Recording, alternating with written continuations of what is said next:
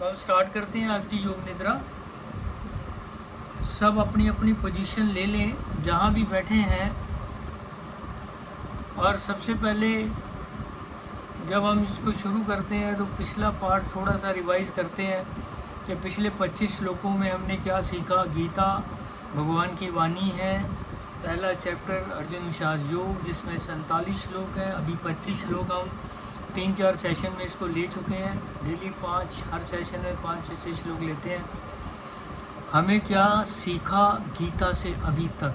पहला न्याय कि जैसे आपने देखा धृतराष्ट्र अंधा दिखाया, करेक्टर अंधा है, बुद्धि भी अंधी है, भगवान के साथ लड़ाई करने जा रहे हैं। बच्चों को समझाना नहीं कि भाई ये सामने जहाँ भगवान खड़े हैं उनकी बराबरी कोई नहीं कर सकता, लेकिन मोहवश अंधा है कि मेरा बेटा जीत जाएगा क्योंकि मैं है, मोह है, उसमें लगता ही है कि मेरी औलाद ठीक है, सामने वाले की औलाद गलत है तो मेरी नहीं हो सकती। तो ऐसी कुछ चीज़ें हमें दैनिक जीवन में सीखनी है गीता से। एक है गीता का श्लोक पढ़ा आपने, उसका उच्चारण, उसके बाद उसका जो भी व्याख्यान है, लेकिन उसके बाद हमें टीचिंग क्या मिली। तो इस तरह मुंह में अंधे होकर धृतराष्ट्र संजय से पूछते हैं कौरव और पांडवों के युद्ध में बताओ मेरे और पांडवों के पुत्रों ने क्या किया। तो अब धृतराष्ट्र को दिखा रहे हैं संजय के पास मोबाइल फ़ोन है, उस टाइम का मोबाइल, इस तरह का विद्या जिससे आप किसी को वीडियो पिक्चर दिखा सकते हो फलानी जगह पे बैठे क्या हो रहा है। उनके पास वो चक्षु है, वो ज्ञान है, वो एक धार्मिक पुरुष है, भगवान के साथ जुड़े हुए हैं। तो संजय से हमें ये शिक्षा मिलती है। संजय जो बता रहे हैं धृतराष्ट्र को कि आमने सामने सेनाएं खड़ी हैं और दुर्योधन जो आपके बेटे हैं वे वैसे ही आपकी तरह भी अंधा ही है, उसको समझ नहीं आ रहा कि भगवान के साथ आप युद्ध करने जा रहे हो। तो भगवान से कोई जीत सकता है इंसान? नहीं, लेकिन ऐसा होना है, ऐसा जो नीति है उसका नियम है, ये होना है, ये होके रहेगा। तो दुर्योधन से हमें जो शिक्षा मिलती है वो पहली ये है कि हमें वास्तव में अपने जीवन में विनम्रता लानी होगी। वो विनम्र नहीं है, वो अपने गुरुओं के पास जाता है, भीष्म पितामह के पास जाता है और कहता है कि देखो गुरु द्रोणाचार्य, आपके शिष्य धृष्टद्युम्न ने सामने क्या बना रखा है, एक चक्रव्यूह, आपने इसको शिक्षा क्यों दी? मतलब कहने का ये गुरु क्या किसी को शिक्षा नहीं देंगे, उनको क्या पता कल को वो दुश्मन पांडवों की तरफ से हमारी लड़ाई करेगा। तो गुरु को इज्जत ना देना पहली बात। दूसरी बात, गुरु को जो युद्ध में खड़े हैं वहाँ तो वैसे ही उनका प्रोत्साहन करना बनता है।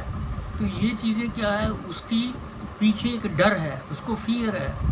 जैसे धृतराष्ट्र को भी डर है, मोह के साथ डर होता है कि अगर हार गए तो क्या होगा, अगर मेरा पुत्र ना जीता तो।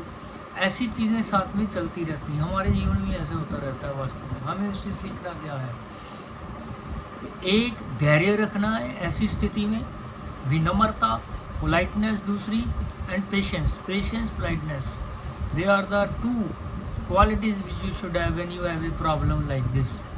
और दुर्योधन में ये दोनों नहीं है, ना विनम्रता है, ना ही पोलाइटनेस है, ना ही पेशेंस है। अब इसी तरह सामने जो सेना है उसमें पांडवों की है और सेनाओं की जो संख्या क्षोणियों में गिनी जाती है, 11 क्षोणीय जो है उनके पास है, कौरवों के पास 7 क्षोणीय पांडवों के पास है।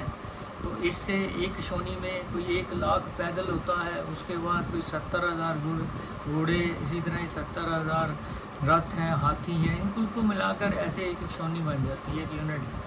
तो 7 यूनिट्स क्या है पांडवों के पास और 11 दुर्योधन के पास।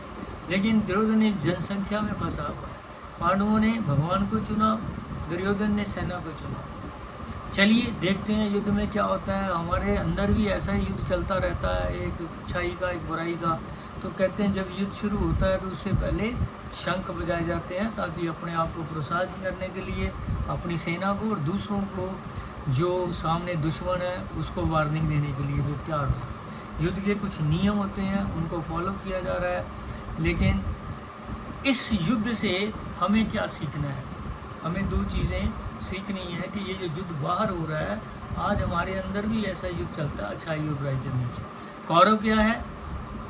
कौरव जितने हैं वो है आसुर, और जो पांडव है वो देवता है। तो कौरव और पांडव अर्थात देवताओं असुरों में युद्ध। हमारे अंदर की अच्छाई जो है, दैविक गुण है, जो बुराई है वो क्या है? वो आसुरी शक्तियाँ हमारे अंदर मन में। ये सदा युद्ध चलता रहेगा, जब तक जीवन है ये युद्ध चलता रहेगा। उसको कैसे जीतना है, कैसे मन को विन करना है, मन को मित्र बनाना है, दुश्मन नहीं बनाना, वो हम सीखते हैं गीता के माध्यम से, श्री भगवान की वाणी। और पिछले जो श्लोक हुए आज आगे लेंगे 26 से 30 तक। चलिए, एक गहरा लंबा श्वास लीजिए, बंद आंखें कीजिए, ध्यान कीजिए। ध्यान किसका? अपनी बॉडी का। मेरे पास स्थूल शरीर है, मेरे पास सूक्ष्म शरीर है, मेरे पास कारण, 3 शरीर हैं। हम तीनों को रिलैक्स करते हैं, जैसे गीता में रह गया कैसे। तो योग निद्रा एक बहुत बड़ा प्लेटफॉर्म है, और जहाँ आपको मानसिक शांति तो मिलती है, आंतरिक शांति तो मिलती है, आपका हर एक भौतिक अंग रिलैक्स होता है, ब्रेन से लेके हार्ट तक, किडनी तक, और आपका रिदम बड़ा रेगुलर और बढ़िया हो जाता है, वेरी रेगुलर रिदम। चलिए हम देखते हैं कैसे हम कर पाते हैं। तो सबसे पहले बॉडी को रिलैक्स करेंगे। जहाँ भी आप बैठे हैं, आप चेयर पे हैं तो चेयर पे, अगर आप घर में हैं तो बेड पे या आसन बिछा के लेट जाएं। हम अपने शरीर का शीतलीकरण करने जा रहे हैं। अपने एक्सटर्नल बॉडी, स्थूल शरीर को रिलैक्स करेंगे। सबसे पहले कैसे करेंगे? अपनी चेतना अर्थात अपने मन और बुद्धि को मेरे आवाज़ के साथ जोड़ लीजिए। जो मैं कह रहा हूँ वो करते जाना, और आपको एक असीम आनंद की अनुभूति होगी एंड में। और उसके बाद अपना टॉपिक लेंगे हम।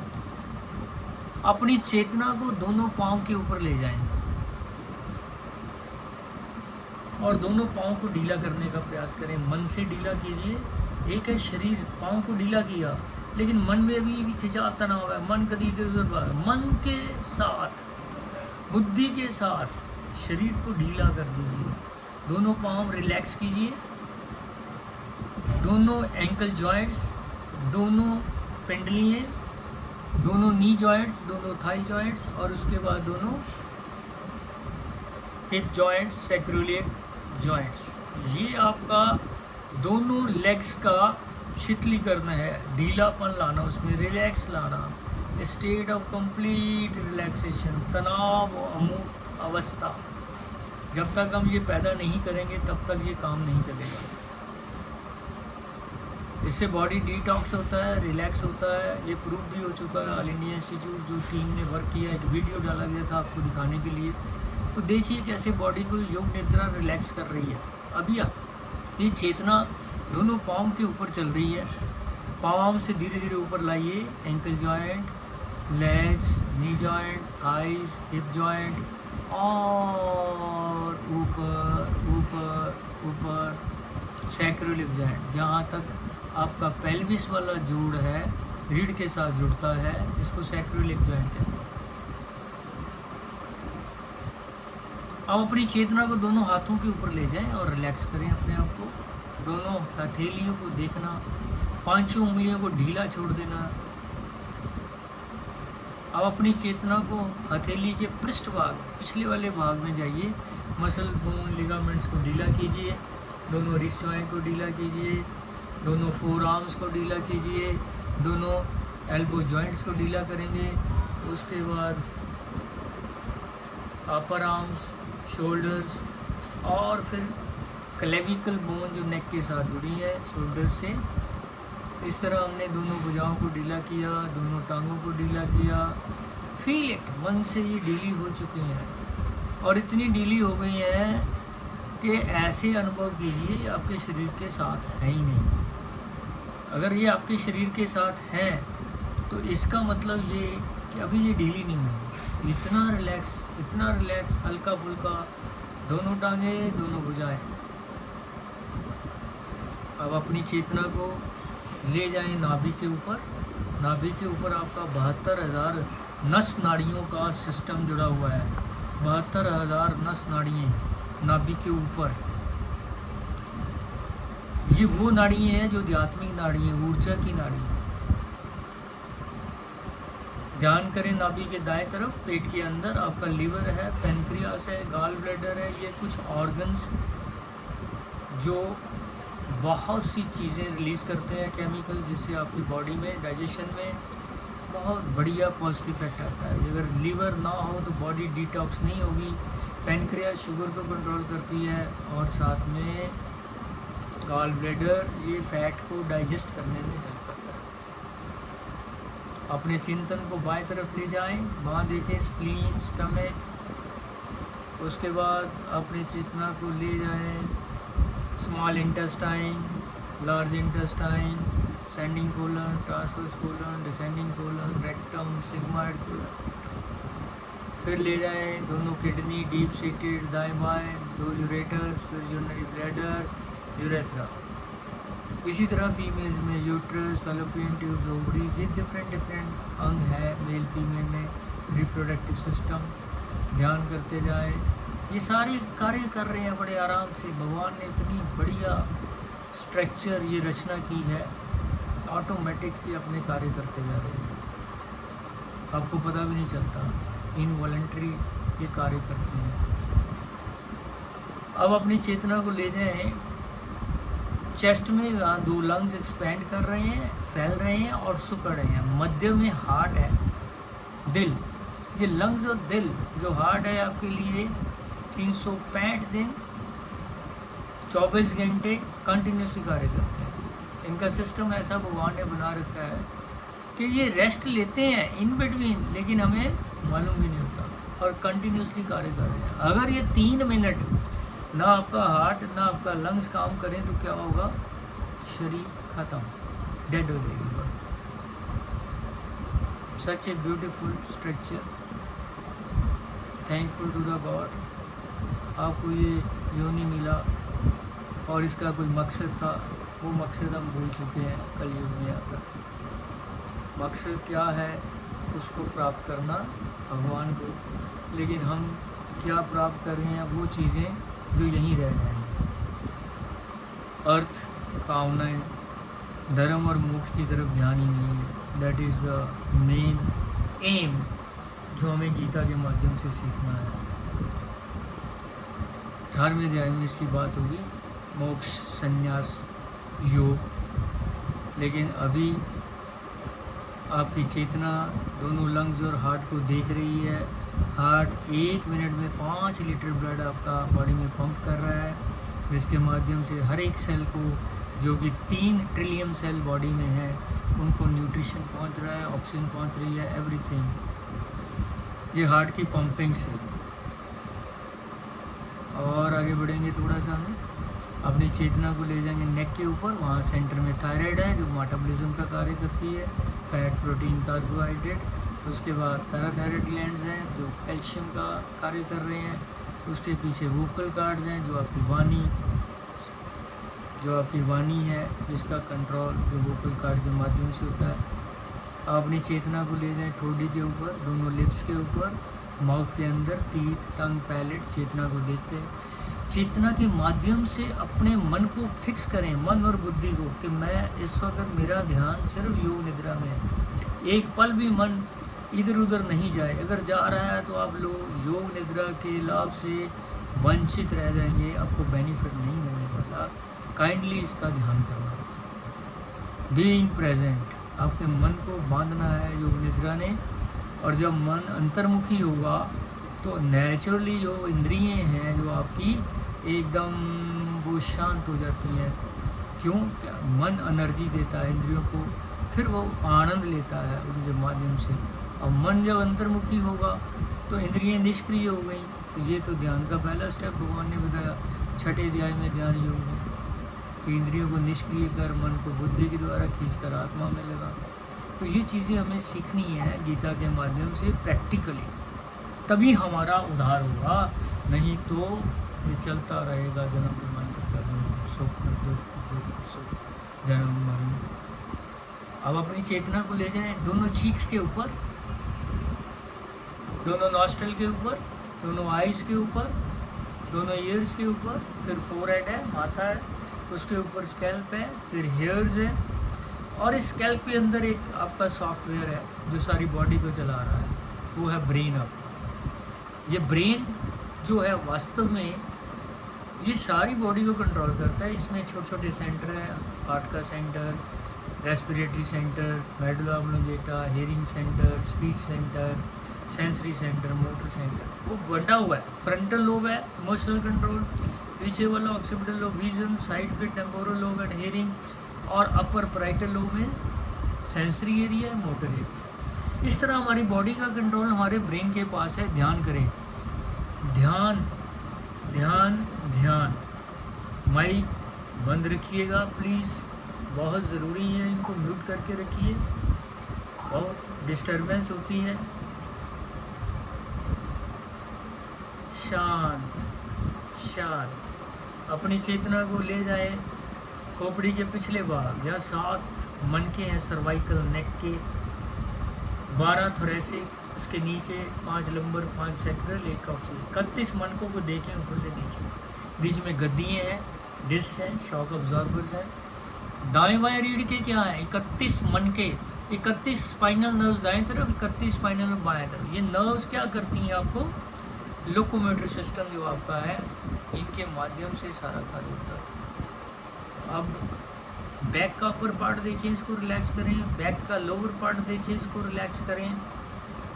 ये था आपका स्थूल शरीर जो कि 5 तत्वों से बना हुआ है, पृथ्वी, जल, अग्नि, वायु, आकाश। ये 5 तत्व स्थूल शरीर में है, और ये स्थूल शरीर अंत में यहीं रह जाएगा। 5 तत्व 5 तत्वों में मिल जाएंगे, और मन, चित्त, बुद्धि एक नया शरीर आत्मा के साथ लेंगे। इसको कहते हैं रीइंकारनेशन। आपका फिर जन्म होगा अगर हम अपना उद्देश्य जीवन का ना प्राप्त कर सके तो। क्या उद्देश्य है? मोक्ष, जन्म मरण के चक्कर से मुक्त होना बहुत बड़ा लक्ष्य है। हज़ारों जन्म लग जाते हैं, लेकिन अगर प्रभु की कृपा हो और आपका निरंतर ध्यान बना रहे तो ये इस जन्म में भी प्राप्त हो सकता है। चलिए अब हम अपने सूक्ष्म शरीर को देखते हैं। ये एक शरीर है जो इसके अंदर है, वो हमें नज़र नहीं आता क्योंकि अति सूक्ष्म है, इसलिए इन चक्षुओं से देखा नहीं जा सकता। उसमें हमारा मन है, हमारी बुद्धि है, और क्या है? हमारा अहंकार है। मन एक प्रेजेंट माइंड है, एक सबकॉन्शियस माइंड है जिसको पास्ट माइंड कहते हैं, एक अनकॉन्शियस जो अचेतन जिसमें कॉन्शियसनेस है ही नहीं, कॉमा। तो हम प्रेजेंट माइंड की बात कर रहे हैं। आप सबका प्रेजेंट माइंड योग निद्रा में जुड़ा हुआ है मेरी आवाज़ के साथ, और आप आनंद खूब ले रहे हो। आई होप कि आपको रिलैक्सेशन मिल रहा है और आप इसमें इतने सक्षम हो। अब तक 1450 सेशन लगभग होने वाले हमारे, तो आपको इतना समझ आ चुका है, जो लोग पुराने जुड़े हुए हमारे साथ, कि इसमें क्या मिलता है। रिलैक्सेशन रिलैक्सेशन रिलैक्सेशन स्थूल शरीर का, और मन आपका मेरी आवाज़ के साथ पूर्ण प्रेजेंट स्थिति में है। एक पल भी भविष्य में या पास्ट में ना आ जाए, इसको खींच के प्रेजेंट में रखिए और मेरी आवाज़ के साथ चलते जाइए। पूर्ण आनंद मिलेगा आपको, ब्लिस मिलेगा, पीस मिलेगी, शांति मिलेगी।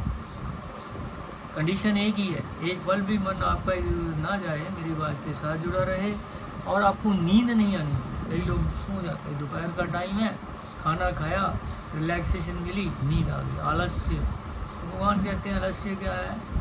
ये तमोगुण है। तो तमोगुण जब होता है तो वो हमें भगवान के पास नहीं लेके जाता, दूर ले जाता है। आलस्य नहीं करना, इसको सुनिए, आनंद लीजिए, सजगता रखें।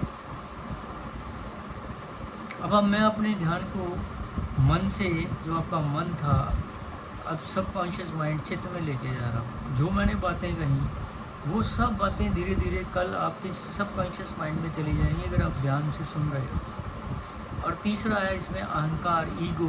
अगर थोड़ी सी भी ईगो इस वक्त आपके मन में है कि यहाँ मैं तो खुद योग निद्रा कराता हूँ, मुझे तो इतने सेशन हो गए देखते सुनते, अब ये क्या है, नहीं कुछ ही, ये अहम है। इसको खाली करके बैठना, फिर अंदर बहुत कुछ आएगा। अगर ये भरा हुआ है ना ऑलरेडी, तो कोई ज्ञान व्यान नहीं आने वाला है इसमें। तो खाली यस आप कराते हो, लेकिन अब आनंद हो कि वाकई रियली ये आनंद आता है जब हम कराते हैं लोगों को। Feel your self bliss. उसके बाद देखें आप मन से चित्त में चले गए, चित्त से फिर बुद्धि। बुद्धि कह रही है कि रियली ये बहुत बड़ी क्रिया है और मुझे इसको रोज़ करना चाहिए, अपने आप को विकसित करना है, आपके सब कार्य अच्छे हों, मन और बुद्धि एकाग्र करना आ जाए आपको। यही सबसे बड़ी कंसंट्रेशन है जिसको हम कहते हैं ध्यान। धीरे धीरे अपनी चेतना को आप उस पार्ट में ले जाइए। अहंकार अगर आपके अंदर है, ईगो है,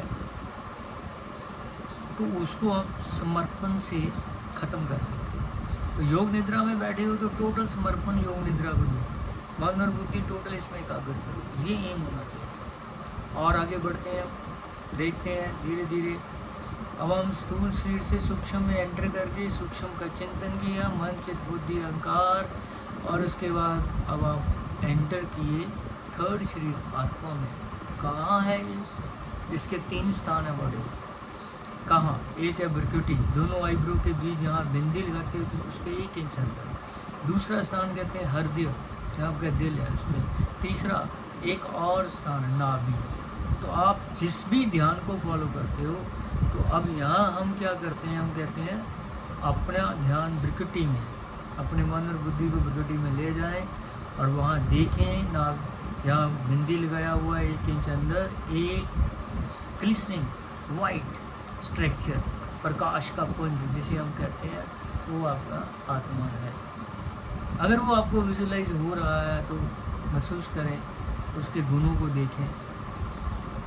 इसमें क्या है? पवित्रता है, ये अजर अमर अविनाशी है, ये मृत्यु के बाद भी रहेगा, ये शरीर बदलता रहता है, और यही शुद्ध सनातन है। गीता में कहा गया सनातन कोई धर्म नहीं उन्होंने बताया था, ये तो बाद में कृतियाँ आती रहती चीज़ों में। सनातन क्या है? शुद्ध भगवान इसको कह रहे हैं, वो अजर अमर अविनाशी आत्मा है। इसका हम ध्यान कर रहे हैं। वाइट लाइट है, प्रकाश का पुंज है। इसमें क्या है? इसके गुण क्या है? ये पवित्र है, प्योरिटी है, इसमें शक्ति है, पावर है, पीस है, लव है, प्रेम है, नॉलेज है, ईश्वरीय ज्ञान है। So purity, power, peace, love, knowledge, bless and happiness, आनंद और खुशी, ये सब इसके गुण। इन गुणों को चिंतन करें। और भगवान यही कह रहे हैं बार बार कि भाई आप अर्जुन ये शरीर नहीं, एक आत्मा हो, और आत्मा को कोई मार नहीं सकता। और आप व्यर्थ में शोक कर रहे हो, विषाद कर रहे हो कि मेरे चाचे नाते मामे फूफे पितामह गुरुजन सब मैं या तो मर गए तो मुझे पाप लगेगा। ऐसा कुछ नहीं है। तो ये जो ज्ञान है अर्जुन को दिया गया कुरुक्षेत्र, वहाँ एक पेड़ है, बोर्ड है, जिसको ज्योति सार कहते हैं, उसके नीचे ये ज्ञान। वास्तव में अर्जुन पहले ही ज्ञानी है, लेकिन जब दुविधा आती है, जैसे हम भी आए, तो हम उसमें परेशान हो जाते हैं, क्या करें, किधर जाएं। लेकिन उसको तो परमपिता परमात्मा मिले हैं रास्ता दिखाने के लिए, उनके गुरु के रूप में। लेकिन हमें भी कोई ऐसा न ऐसा गुरु मिल जाता है, अगर हम भगवान की शरण में हैं, चिंतन करते हैं, तो रास्ता दे देते हैं। इससे कोई बात नहीं। विश्वास होना चाहिए, श्रद्धा होनी चाहिए, प्रेम होना चाहिए। ये पिलर हैं जिनके अंदर ये गुण हैं, क्वालिटीज़ हैं, निरंतर चिंतन चलता है जिनका, उनको ये अनुभव होते रहते हैं। आगे बढ़ते हैं हम।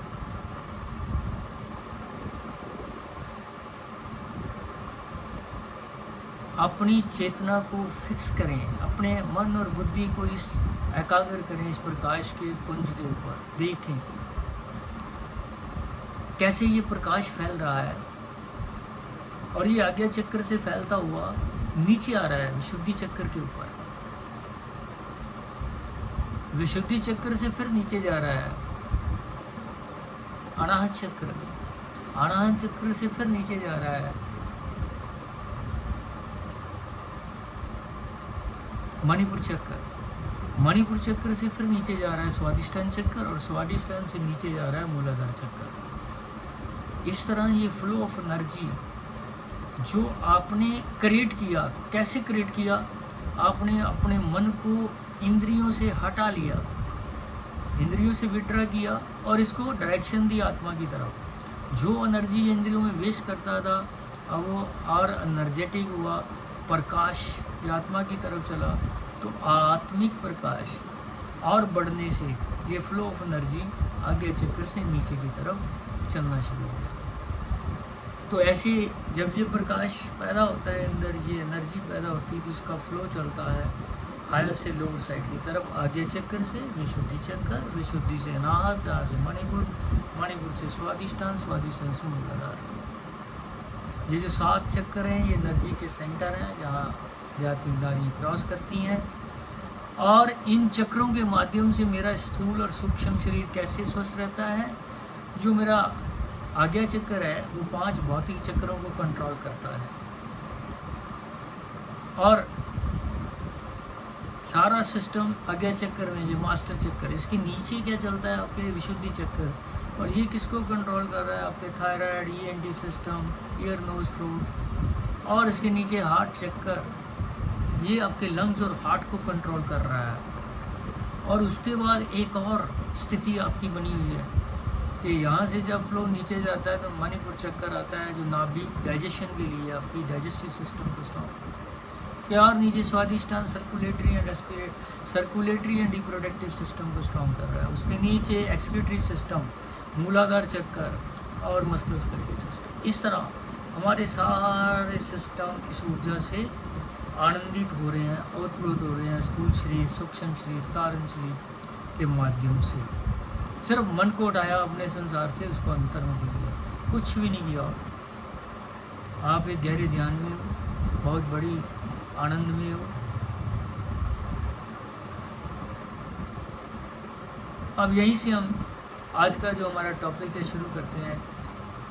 अध्याय पहला, अर्जुन विषाद योग। अर्जुन विषाद योग में 26वां श्लोक क्या है वो मैं अब बताने जा रहा हूँ आपको। श्लोक 26,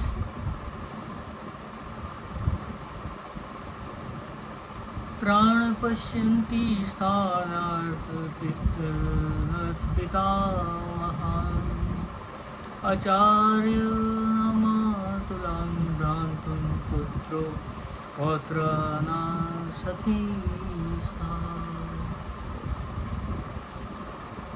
शौशुरा सुहदर्श सैन्यो रूपो घोरवीर तान समीक्ष सकुन्ते सर्वा बन्धुनवस्थिता। ये 26 और 27 श्लोक इकट्ठे हैं। इसके नीचे भगवान कह रहे हैं, कृपा प्रविष्टो संदेह भगवद्गीता। अर्जुन चारों ओर निगाह डालता है। जब भगवान कृष्ण उसके रथ को दोनों सेनाओं के बीच ले जाते हैं तो अब अर्जुन चारों तरफ निगाह डाल रहा है और देखना चाहता है, दोनों ओर से अपने रिश्ते नाते सके संबंधियों को देख रहा है, और उसके मन में एक विषाद पैदा हो रहा है। ज़बरदस्त जमघट है उनका। वे देखता है कि दादा, पिता, लड़के, चाचे, भतीजे हैं, सगे संबंधी, मामे, भांजे, नाती, पोते, सब संबंधी हैं, और इनकी 4 पीढ़ियां मरने मारने के अंतिम निश्चय से वहाँ इकट्ठी हो गई। ये बात नहीं कि इससे पहले उसे इन बातों का अंदाज नहीं था। अर्जुन को ये बातें मालूम थी, परंतु प्रत्यक्ष दर्शन का मन पर कुछ और ही बड़ा प्रभाव पड़ता है। उस सारे स्वजन समूह को देखकर वह मोहग्रस्त हो गया है। उसके हृदय में उथल पुथल मच गई और उसे बहुत बुरा लगता है। आज तक उसने अनेक युद्धों में असंख्य वीरों का संहार किया था। उस समय उसे बुरा नहीं लगा, उसका गंडीव हाथ से छूट जाता है। उस समय उसका गंडीव हाथ से नहीं छूटा था इससे पहले, और शरीर में कभी कंपन भी नहीं था, उनकी आंखें गीली भी नहीं हुई थी। तो फिर इस समय ऐसा क्यों हो रहा है? क्या अशोक की तरह उसके मन में अहिंसा वृत्ति का उद्योग हुआ है? क्या शंकराचार्य महाराज की तरह उसकी आत्मा में ब्रह्म ज्ञान का उदय हो गया है और संसार उसे भ्रमात्मक दृष्टिगोचर होने लगा है? क्या शुकदेव की तरह उसके हृदय में वैराग्य का उदय हुआ है? जो श्री कृष्ण भगवान से कहने जा रहा है, इस रक्त रंजित क्षात्र धर्म से संन्यास ही अच्छा है, क्या ये उसकी साधारण वृत्ति है? कदापि नहीं। इस समय भी यदि गुरु, बंधु और आपसजनों का मोह बाधक ना होता तो शत्रुओं के मुंड गेंद की तरह फौरन उड़ा दिए जाते। ये तो केवल स्व जना शक्ति ही है जो कर्म में बाधक हो रही है। इसलिए किंतु पुत्र का स्वाभाविक धैर्य नष्ट हो रहा है और उसका अंतकरण द्रवित हो गया है। कर्मा जनित कार्यता के स्पर्श से द्रवित होकर खेद युक्त वाणी से अर्जुन भगवान कृष्ण से कहता है, दृष्टमेवं स्वजं कृशं युतजुषं समुपस्थितं सीदनं मम गात्राणि मुखं च करिष्यन्ति वे पीयूष शरीर में नो रोमहर्ष जाति गांडीव सहस्त्रशते हस्तादोच परिग्रहते नाच शक्तो व्यस्तां भ्रमतीव च मे मन। हे कृष्ण, आनंद प्रभु, जीवन आधार, सत्य प्रकाश पुंज, युद्ध क्षेत्र में डटे हुए युद्ध के विलासी इस स्वयं समुदाय को देखकर मेरे अंग शिथिल हो जा रहे हैं। क्या ये सारे सके संबंधी तथा आत्मीय स्वयं जो इस समय मेरी आंखों के सामने है, मौत के मुंह में ना चले जाएंगे? इस महायुग का परिणाम सोचकर मेरी अपनी ही शुद्ध बुद्ध भूली जा रही है, मन और बुद्धि चकराने लगा है। देखिए, मेरा शरीर थर थर कांपने लगा है और मुंह सूखने लगा है। मेरे अंतकरण में अत्यंत व्यथा हो रही है। हाथ से गंडी धनुष गिर रहा है और त्वचा भी बहुत जल रही है तथा मेरा मन भ्रमित सा हो रहा है। इसलिए मैं खड़ा रहने को भी समर्थ नहीं हूँ। अर्जुन का शरीर और मन दोनों ही मोह से बुरी तरह ग्रसित हो चुके हैं और उसकी मानसिक अवस्था को प्राप्त हो चुकी है। एंजाइटी स्टेट उसमें आ गई है, जो गांडीव वज्र से भी बढ़कर कठोर, असह्य और भयंकर है। परंतु स्वयं स्नेह जहे मोह उनको क्षण में निस्तेज कर दिया। अर्थात जिस अर्जुन ने युद्ध में शंकर को भी परास्त किया था, निवात कवच नामक असुर को भी नष्ट कर डाला था, उसी अर्जुन को आज इस मोह से क्षण भर में पूर्ण रूप से उपंसक बना दिया। भ्रमर कड़ी से कड़ी लकड़ी को भी सहज में छेद डालता है, परंतु कमल की कली में वह फंस जाता है।